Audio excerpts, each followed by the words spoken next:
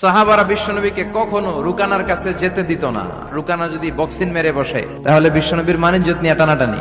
বিশ্বনবী একদিন ফজরের সালাত শেষে লুকিয়ে লুকিয়ে তিনি মক্কার সবচেয়ে বড় বক্সার রুকানার কাছে চলে গেল। যে বলল, রুকানা আসলিম তাসলাম, ইসলাম মানো শান্তিতে থাকবা, দুনিয়ায়ও থাকবা আখিরাতেও থাকবা, সুবহানাল্লাহ পড়েন। রুকানা বলে, না আব্দুল্লাহর বেটা মুহাম্মদ, আমি তো কালিমা পড়বো না, যদি বক্সিং খেলে আমারে হারায় দিতে পারো তাইলে কালিমা পড়ো। বিশ্বনবী বললেন, আমি তো বক্সিং খেলি না রে বাপ। রুকানা বলল, তাহলে আমিও কালিমা পড়ি না। বিশ্বনবী রাজি হলেন। অবশেষে ভাবলেন, আমি বক্সিং খেললে একজন যদি জাহান্নাম থেকে জান্নাতি হয়, বক্সিং খেললে সমস্যা কই। বিশ্বনবী রাজি হলেন। এবার বক্সিং খেলার পালা। রুকানা হাফ প্যান্ট পরে গায়ের মধ্যে জাইতুনের তেল মেখে এভাবে লাফাচ্ছে, পজিশন নেয় মারার জন্য প্রতিপক্ষকে।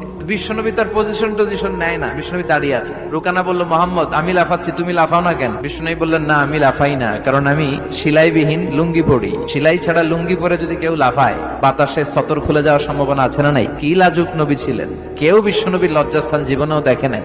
রুকানা বলে, মোহাম্মদ তুমি মারো। বিশ্বনবী বললেন, তুই মার, কারণ আমি মারলে ওই মায়ের হজম করার ক্ষমতা তোর নাই। বিশ্বনবীর এক হাতে জান্নাতি 40 জনের শক্তি ঢুকায় দিছে কে? এখন রুকানাও মারে না, বিশ্বনবীও মারে না, খেলাও শুরু হয় না। এখন রুকানা বলে, মোহাম্মদ তুমি মারো। বিশ্বনবী মারে নাই, কিন্তু বিশ্বনবী ওনার ডান হাত মোবারক, কি নরম হাত, সফটার দেন সিল্ক, সিল্কের চেয়ে নরম ছিল। এই হাতটা দিয়ে বিশ্বনবী রুকানার ডান কাঁধে এভাবে টাচ করলেন। মারে নাই, খালি বলছে, রুকানা এত লাফাস কেন? টাচ করার সাথে সাথে রুকানা বেহুশ হয়ে জমিনে পড়ে যায়। সবাই তো অবাক, ঘটনা কি? পানি ঢেলে রুকানারে হুঁশ ফিরানো হয়েছে। সবাই বলে, রুকানা তুই তো অনেক বড় পালোয়ান, আব্দুল্লাহর বেটা মোহাম্মদ ঘুষিও দিল না, লাথিও মারলো না, বেহুশ হইলি কেন?